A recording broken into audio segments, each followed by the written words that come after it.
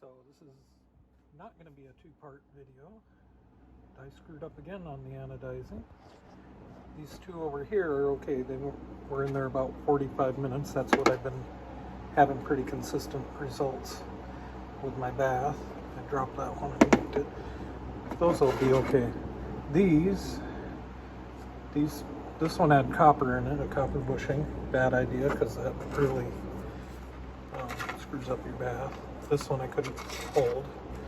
But these, I was trying to go for the 2 hours that's recommended by the guy that did the formula for the anodizing bath with sulfuric acid and water. And my bath had evaporated off a lot of the water, so it was a lot stronger.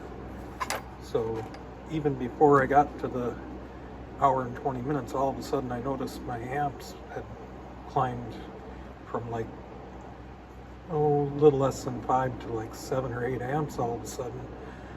And you build the little pores on here up to a point, and the amps should be going down as you get there. But if you go too long, then it starts eating off those pores, and that's what happened to these two. These burned a little, but you're building those pores up that the dye will go in, but at a certain point you go too far and then it starts eating them back off.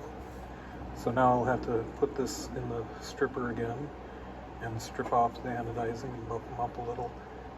Each time I do that, it eats away a little of the metal too, so it is changing dimensions slightly. It won't matter for what this is, but I've got a little thing of the stripper, which I think is lye there, so I guess it's going to be at least a 3-part video by the time I get around to getting it right.